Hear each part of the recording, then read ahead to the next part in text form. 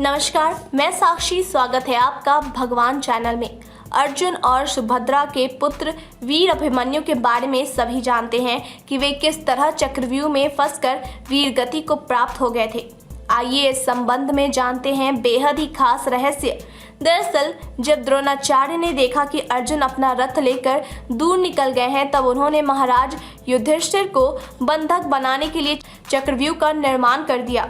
चारों पांडव भय और चिंता से घिर गए, लेकिन युधिष्ठिर के बंधक बन जाने का मतलब था पांडवों की हार। ऐसे में अभिमन्यु ने युधिष्ठिर से कहा कि मैं चक्रव्यूह भेदना जानता हूँ, परंतु उससे बाहर निकलना नहीं।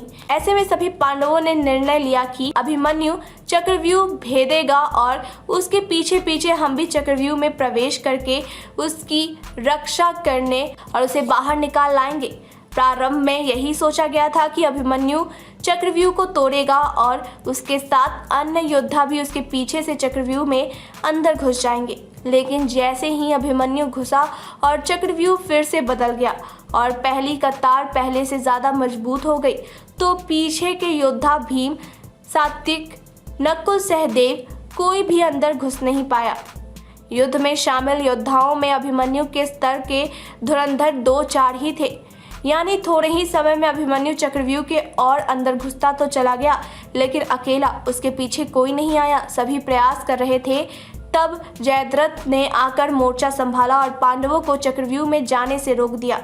जैसे जैसे अभिमन्यु चक्रव्यूह के सेंटर में पहुंचते गए, वैसे वैसे वहां खड़े योद्धाओं का गंतव्य और योद्धाओं का कौशल उन्हें बढ़ा हुआ मिला, क्योंकि वे सभी योद्धा युद्ध नहीं कर रहे थे, बस खड़े थे, जबकि अभिमन्यु युद्ध करता हुआ सेंटर में पहुंचता है। वे जहां युद्ध और व्यूह रचना तोड़ने के कारण मानसिक और शारीरिक रूप से थके हुए थे, वहीं कौरव पक्ष के योद्धा तरोताजा थे। ऐसे में अभिमन्यु के पास चक्रव्यूह से निकलने का ज्ञान होता तो वे बच जाते, या उनके पीछे अगर कोई योद्धा उनका साथ देने के लिए आता तो भी वे बच जाते। लेकिन थकान के कारण वे अधिक जोश और होश से नहीं लड़ पाए। चक्रव्यूह में प्रवेश करने के बाद अभिमन्यु ने कुशलतापूर्वक चक्रव्यूह के 6 चरण भेद लिए। इस दौरान अभिमन्यु द्वारा दुर्योधन के पुत्र लक्ष्मण का वध किया गया। अपने पुत्र को मृत देख दुर्योधन के क्रोध की कोई सीमा ना रही। तब कौरवों ने युद्ध के सारे नियम ताक में रख दिए। 6 चरण पार करने के बाद अभिमन्यु जैसे ही 7वें और आखिरी चरण पर पहुंचे तो उसे दुर्योधन, कर्ण, द्रोणाचार्य आदि सहित 7 महारथियों ने घेर लिया। वहीं अभिमन्यु फिर भी साहसपूर्वक उनसे लड़ते रहे। 7 ने मिलकर अभिमन्यु के रथ के घोड़ों को मार दिया।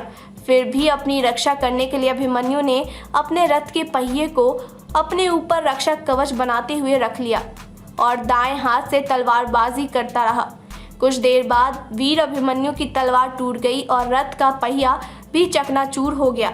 अब वीर अभिमन्यु निहत्थे थे और युद्ध के नियम के तहत निहत्थे पर वार नहीं करना था, किंतु तभी पीछे से निहत्थे अभिमन्यु पर जोरदार तलवार का प्रहार किया। इसके बाद एक के बाद एक 7 योद्धा ने उस पर वार कर दिए और अभिमन्यु वहीं वीरगति को प्राप्त हो गए। धन्यवाद।